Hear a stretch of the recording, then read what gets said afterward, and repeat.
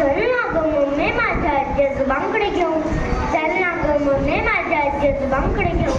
थरथरणाऱ्या काठीला बळ मिळतं बघ, थरथरणाऱ्या काठीला बळ मिळतं बघ. अंधुक झालेल्या नजरेला आभाळ मिळतं बघ, अंधुक झालेल्या नजरेला आभाळ मिळतं बघ. तिथे प्रकाश करू आपण एक रात्र राहून.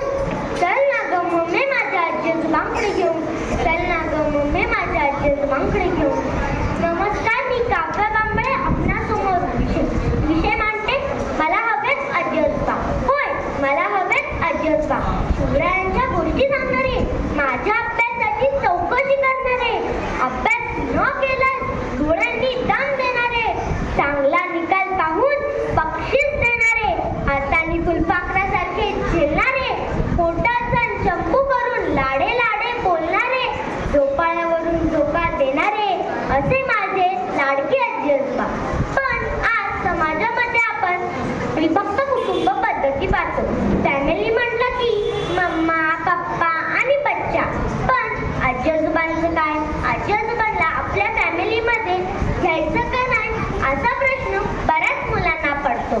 आजची मुले आजी आजोबांच्या मायेविना, प्रेमाविना आणि संस्काराविना मोठी होत आहेत. गरज आहे त्यांना आजी आजोबांची, आजी आजोबांना त्यांच्या नातवंडांची. मला प्रश्न पडतो की आमचे आजी आजोबा कुठे हरवले आहेत का? ते स्वतः हरवलेले नाहीत, तर त्यांना कोणीतरी हरवले.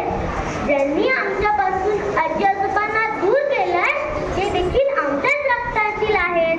लहान मुलांना आजी आजोबा तर खूप आवडतात, पण कुणास ठाऊक आमच्या आई वडिलांना का नाही आवडत? ते विसरले की काय?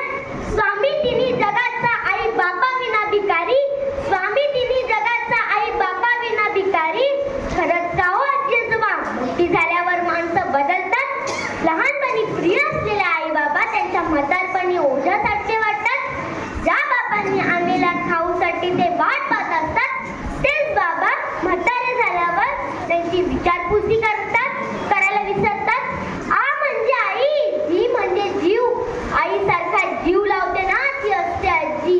आई बाबा, तुम्ही जसे घडलात ना तसं आम्हालाही घडायचंय.